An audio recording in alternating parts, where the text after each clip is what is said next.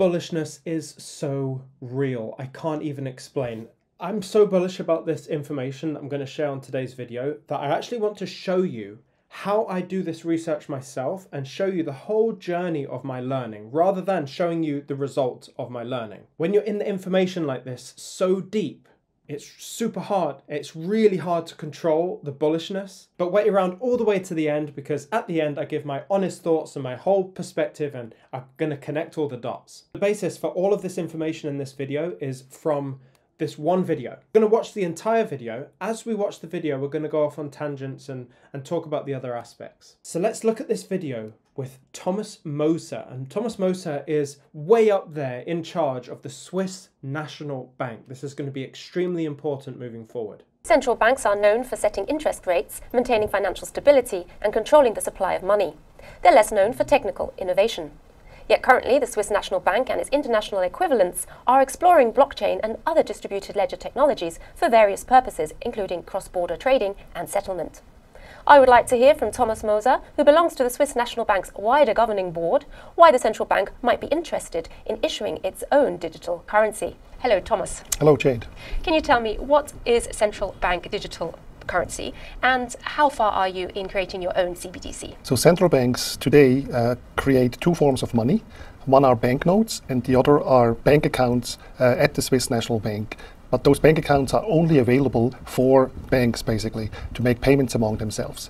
Now, a CBDC would be a tokenized form of this money. If we tokenize banknotes available for everyone, that would be a so-called retail CBDC. If we tokenize the bank accounts available only for the banks, that would be a so-called wholesale CBDC. And we are currently clearly focusing on wholesale CBDC. And together with SDX, we intend to issue a wholesale CBDC towards the end of the year for a limited time, so that would be a pilot, but still it would be a live CBDC in a productive environment. Okay, so why is that so important what he just said? Well, he actually just said the word SDX. Now SDX, I thought, well, I haven't never heard of this company. Let's dive in a little bit. And this is where the mind blow started to occur. So SDX is a platform that is built to provide Web3 services for institutional clients. You can see that right there. They also have institutional grade custody. And I thought, this is interesting. Why would you build a CBDC, right? Just a CBDC. Why would you build a CBDC on SDX when it seems like they do just custody and maybe if you want to convert your business over to blockchain? So I looked down, I was thinking, okay, this is interesting. They've got institutional custody, staking. Okay, but this seems very much like consulting, blockchain-based consulting. But then I went down a bit further and saw their global network. And then it stuck out to me very clearly, as I'm sure it is for you. R3, World Economic Forum. Oh, these guys are a big deal, actually, right? SDX is a big deal. Now, we see R3 here, and when we make those connections, for me personally, the connection is very, very easy. When we look at R3, what they're doing with interoperability around the world, I am of the belief, and I'm very confident in the fact that they're going to use XRP as a settlement asset on the R3 platform. If SDX is creating a CBDC for the Swiss National Bank, and they are affiliated not just with R3, and there's our connection to XRP, but you've also got the World Economic Forum, who Ripple is a partner of. I mean, I could probably look into these other global networks here as well and deduce that Ripple is involved in some capacity as well. But let's listen to more of what Thomas Moser said. And remember, this video actually came out on the 18th of July, and I cannot believe that there hasn't been anyone who's posted about this. But here we are, first to the table. How can wholesale CBDCs and blockchain technology be useful for the Swiss National Bank? So central bank money does not contain counterparty risk. That's very different from private money like commercial bank accounts or tokenized forms of private money like stablecoins.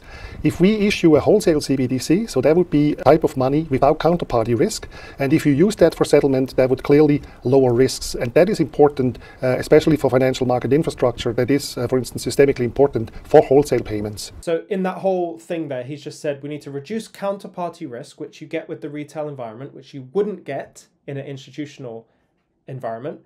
But he's also said settlement and CBDC payments in that same sentence, right? We know what's happening here. We've got a wholesale environment needing to settle large amounts of CBDC payments. CBDC payments that would run through the R3 system. R3 meaning XRP. You mentioned SDX there. Now Switzerland has its own fully regulated digital exchange. However, activity has been quite low so far. Do you think a wholesale CBDC could change this? So this is possible, but clearly not guaranteed. Currently, SDX uses its own privately issued stablecoin. If we were to issue a wholesale CBDC, that would reduce the risks in settlement and therefore also reduce the costs for the participating banks. So in that respect, it could be helpful. Are there any other use cases for wholesale CBDC? A lot of central banks are using wholesale CBDC pilots now to investigate whether cross-border payments could be made more efficient and less costly than they are currently. And we have also experimented with cross-border settlement in wholesale CBDC. Together with the Banque de France, we had a project called Jura, which was, I think, quite successful. And so what was just said was that we've experimented with wholesale CBDCs cross-border, okay? Cross-border, and we did so using a project called Project Jura. Now, Project Jura is a Bank of International Settlements project that I also want to teach you about here. I'm going to play it at 1.5 speed, so we'll get through this a little bit quicker, but it's going to explain exactly what Project Jura did and aimed to do. This will all tie in at the end. Better cross-border settlement arrangements are needed to support the global financial system. Settlement is what happens after a trade in any market. It's the various back-office procedures that ensure the buyer receives the asset and the seller receives the money. Today, settling financial transactions across borders and currencies is often complex, slow, expensive, and may involve risks. Project Jura investigated whether distributed ledger technology can help make settlements simpler, cheaper, and faster using wholesale central bank digital currencies, or wholesale CBDCs. It tested the cross-border settlement of a tokenized financial instrument and the settlement of foreign exchange transactions between French and Swiss financial institutions. The experiment took place in a near-real setting, with real value being transferred involving the test platform of a licensed central securities depository for tokenized assets. The transactions were conducted under the current legal and regulatory frameworks of France and Switzerland. Project Jura is a public-private collaboration between central banks, the Bank for International Settlements, commercial banks, market infrastructures, law firms, and technology firms. You see R3 pop up there again? Let's look at how the experiment worked. It took place over 3 days. On day 1, Natixis in France issued a tokenized French commercial paper with a nominal value of 200,000 euros. UBS, a Swiss bank, bought the commercial paper using euro wholesale CBDCs to pay Natixis. Also on the first day, Credit Suisse, a Swiss bank, settled a foreign exchange transaction with Natixis, buying euro wholesale CBDC against Swiss franc wholesale CBDC. On day 2, UBS sold the commercial paper it acquired from Natixis in a secondary market transaction to Credit Suisse against euro wholesale CBDC. To finish the experiment, on day 3, Credit Suisse redeemed the commercial paper to Natixis, and a foreign exchange transaction was also settled between these institutions to return to the initial balances. In today's financial markets, settling these transactions involves numerous intermediaries and different payment and settlement systems. Project Jura explores a more efficient and secure way to settle such transactions in central bank money with the help of new technology. Rather than interlinking 3 different platforms, the tokens circulate on a single platform to which the 3 commercial banks have access. Let's look at the solution design in more detail. It builds on the test platform of SIX Digital Exchange, or SDX. SDX coming up again, right? So we've got this whole SDX platform, and we need to facilitate these transfers using R3. SDX is based on the permission DLT technical platform Corda from R3. On the SDX test platform, 3 different subnetworks are deployed, one for each wholesale CBDC and one for the tokenized commercial paper. Each subnetwork has its own notary node, which signs and timestamps every transfer. The notary nodes are controlled by the respective central banks for their own wholesale CBDC and by SDX for the tokenized commercial paper. The subnetworks are deployed in different cloud-based data centers, for the Euro wholesale CBDC and the commercial paper in France, for the Swiss franc wholesale CBDC in Switzerland. The Banque de France and the Swiss National Bank issue wholesale CBDCs on the SDX test platform against balances deposited on the Target 2 Euro payment system and the SIC Swiss franc payment system, respectively.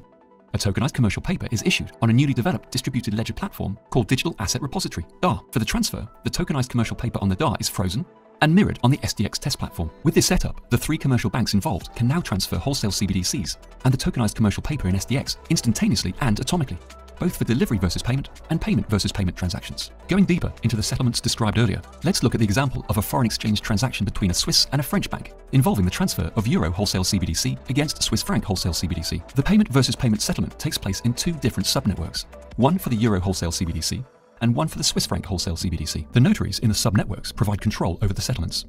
For the Euro wholesale CBDC, the notary is controlled by Banque de France. For the Swiss franc wholesale CBDC, the notary is controlled by SNB. This approach provides the individual central banks with the ability to control their respective wholesale CBDCs on a third-party platform. For the payment versus payment transfers to be exchanged atomically, the notary nodes in the 2 subnetworks must interact as they sign and timestamp the transfer in each subnetwork jointly.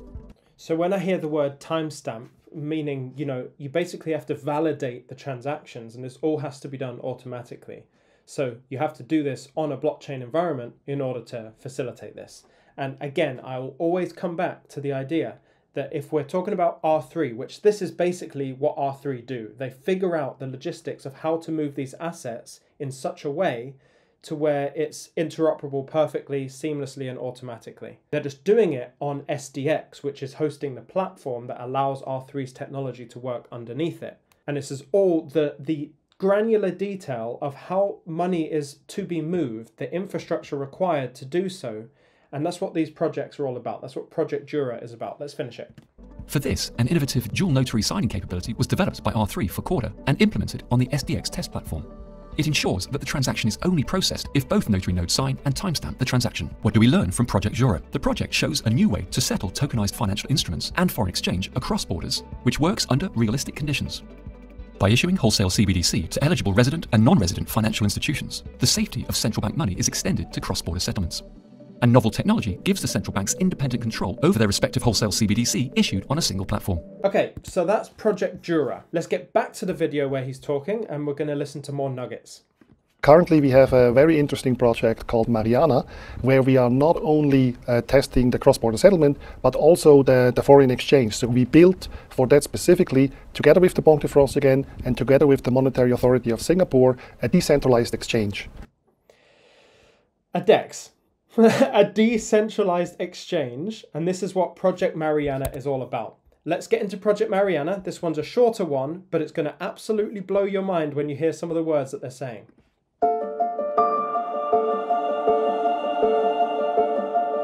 A tokenized financial system may be on the horizon with the potential to change markets. Today, the largest financial market in the world is the foreign exchange market, trading $7.5 trillion a day. How might we trade and settle FX in a tokenized world? Project Mariana ventures a look. It explores how wholesale central bank digital currencies, together with concepts borrowed from emerging decentralized finance. Concepts borrowed from emerging decentralized finance. Right? Can you think of what this is? May improve effectiveness, safety, and transparency of FX trading and settlement. Mariana is a joint project between the BIS Innovation Hub, the Bank of France, the Monetary Authority of Singapore, and the Monetary Authority of Singapore. Where have we been hearing that? Oh yes, it's Ripple. Ripple have been so integrated into the Monetary Authority of Singapore and are so intertwined with R3 and the Bank of International Settlements, which we have another document to supplement all of this that came out yesterday from the Bank of International Settlements. But these things aren't a mistake, right? These projects that the Bank of International Settlements makes with the Monetary Authority of Singapore, then the Swiss Central Bank, Bank of France, these things are not a coincidence. Ripple is in with all of these. And I believe XRP is set to be in position for all of this. Let's listen in. the Swiss National Bank. How does it work? An international blockchain-based network is at the heart of the experiment. An international blockchain-based thing. I forgot what he said. You'll also see a word on here. AMM? It serves as an interbank foreign exchange market for hypothetical euro, Singapore dollar, and Swiss franc wholesale CBDCs. So-called automated market makers, decentralized exchanges popular in today's DeFi markets, enable FX trading and settlement for financial institutions. Wholesale CBDCs originate from the domestic platforms. They can be transferred between the domestic platforms and the international network using bridges. A uniform technical standard for the wholesale CBDCs on the international network enables interoperability and central bank governance. Project Mariana pioneers the use of novel technology, such as AMMs for interbank FX markets, pushing the boundaries of central bank innovation. The Bank of International Settlements, through Project Mariana, is creating a CBDC environment for AMMs. Or maybe an AMM environment for CBDCs, wholesale CBDCs. It's absolutely incredible, and the timing is impeccable, but we'll get into that in a second. And what is special about a decentralized exchange is that unlike a traditional exchange, where you have an order book where buyers and sellers are matched, in a decentralized exchange we have an algorithm managing a liquidity pool, and both the buyers and the sellers, they interact directly with the algorithm to do their foreign exchange. So this is something... Come on. Come on, how clear can it be? He's not used the words blockchain, he used the word algorithm, but we know he's talking about the XRP ledger. He said a liquidity pool in the middle.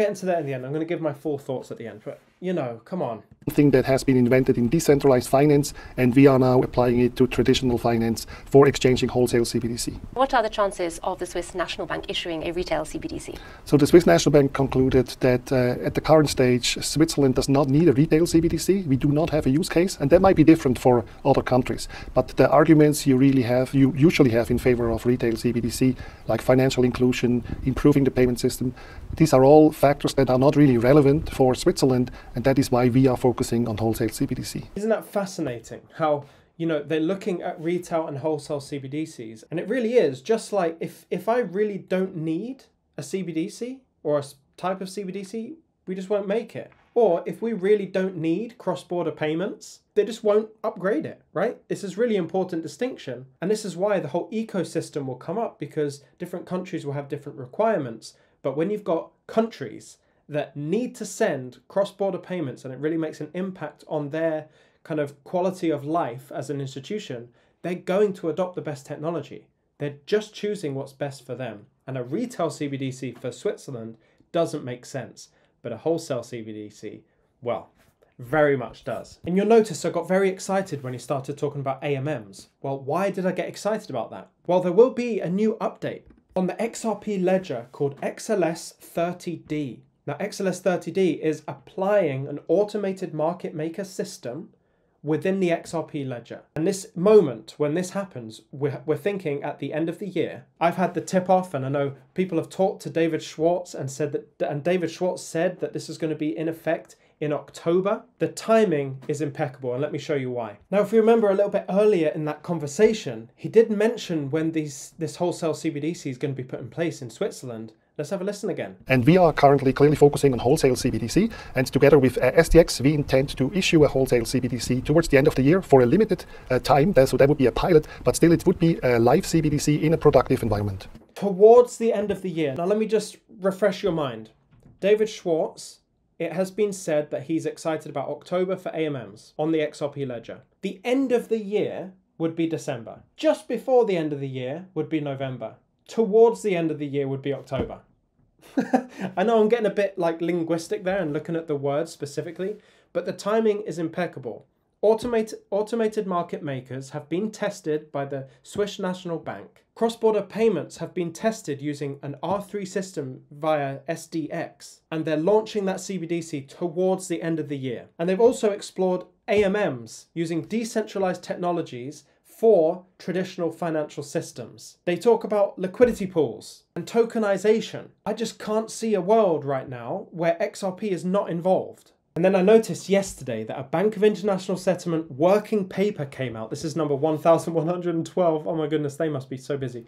Came out yesterday, and this is about trust bridges and money flows, talking in particular about how money moves, how value moves and settles across border in the current system, and how those things can improve, and it'll all tie in at the end. And they say, of course, at the beginning, cross-border payments are expensive, slow and opaque. We understand this. There's loads of friction. Yeah. We get it. But the really important part here is about swap lines. And what swap lines essentially are trade tunnels, avenues, pathways for different central banks to interact with each other. You can see now on this chart, even though it's a bit blurry, you've got the United States has a swap line with Canada, Mexico, goes down to Australia, Malaysia, Singapore, it goes all across, and also China have their own pathways. This allows large amounts of money to go through these tunnels, these payment channels, from central bank to central bank. And actually the Swiss bank is mentioned here in particular, and they talk about how the Swiss National Bank has a swap line directly with the United States Federal Reserve. Here's where it gets really interesting. On September the 29th, 2018, peak amount through that one payment avenue, that one payment channel, totaled $620 billion in a single day on that one swap line. If we understand that the wholesale CBDC is being built using R3's technology, which is using XRP, and it's going to be there at the end of the year, towards the end of the year, it's also going to use AMMs, allowing for liquidity pools to be started between these CBDCs. Would it surprise you that liquidity pools are specifically mentioned in this Bank of International Settlements document? Well, they are, and let me read this out. Might be a bit long, but bear with me. Third, and relatedly, liquidity in foreign exchange market is a key factor of success. The currency pairs traded on the marketplace will naturally gravitate to those offering most liquidity. Who's offering most liquidity? Okay. Moreover, central banks could participate in the foreign exchange markets to provide further liquidity, especially where markets are thinner to start with.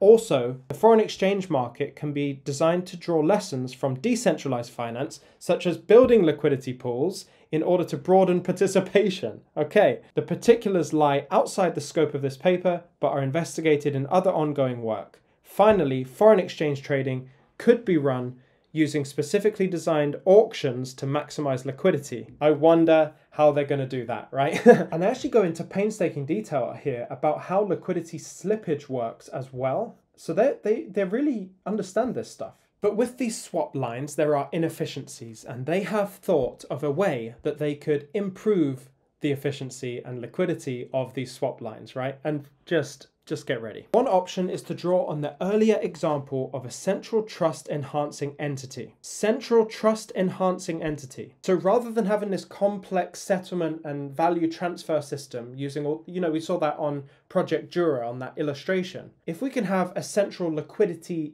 hub, if I can even say that, a central liquidity hub in the middle, it would reduce the requirement for all these different ways of doing things. And especially if this was done in an AMM environment, we could almost use this central entity as a clearinghouse. I'm going to read it from here. Don't just believe it from me. Let me read it out.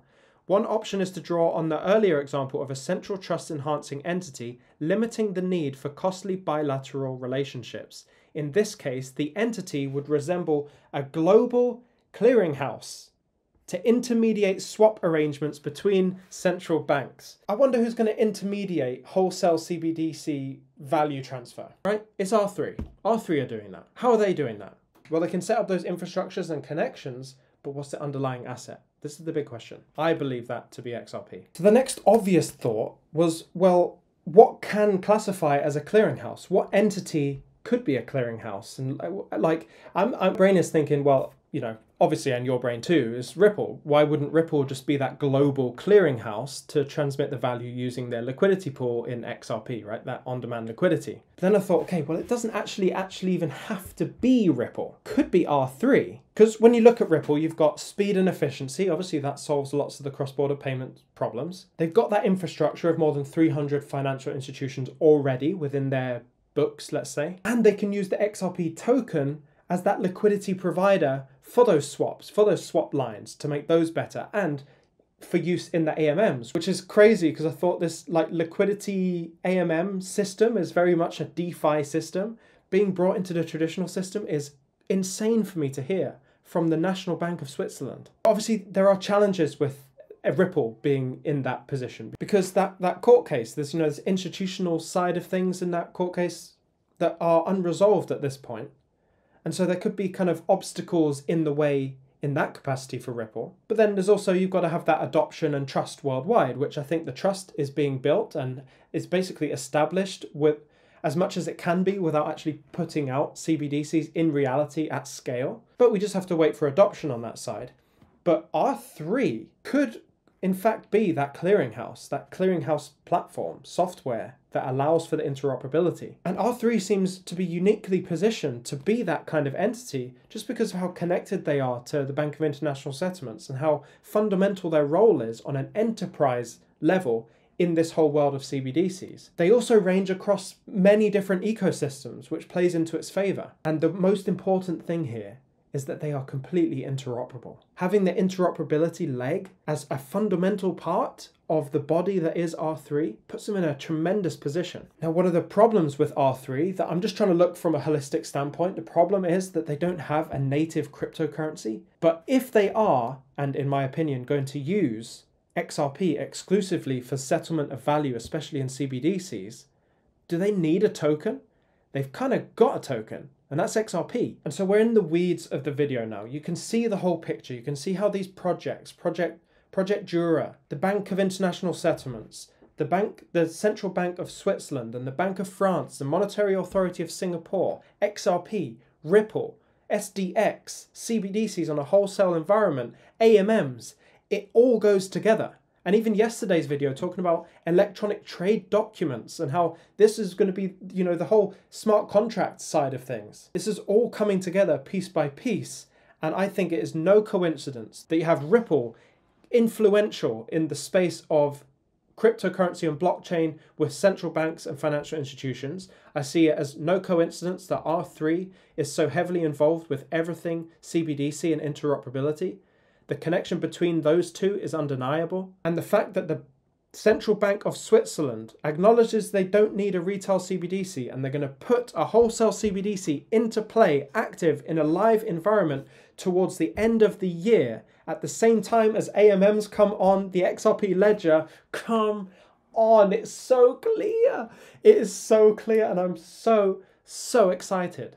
If there are any other thoughts that you've had about this video, you just want to exclaim to the audience, please do so in the comments and let us know exactly how you feel. Before you leave this video, also click like if you actually did get value. Now, I'm in documents all day long, every single day, okay? So much stuff, in fact, that I can't share it all in my videos. And as I'm having these conversations and I'm reading these documents, I've noticed that people have wanted to cut the line and ask specific questions that they have that would never get answered in the comments. And that's exactly why countless people registered to have a one-on-one call directly with me to ask me all their personal questions that they have about the research that I'm doing and the conversations I'm having. If that is you and you would like more direct information and me just to share my experience so far with you, you can book a one-on-one call. The link is in the description. And if you want me to do more of these kind of explanatory deep dives rather than me showing you the results, I absolutely will, because I've thoroughly enjoyed this deep dive. If you want to get up to date on everything XRP, Ripple, blockchain and technology, please click the video just down here. That'll take you to a podcast episode with a very highly esteemed guest. Then we'll also have the other video here, which is what the algorithm believes you should be watching. And then you can also click my face right over there to subscribe to this channel. Stay emotionless. Try to, and I'll see you in the next one.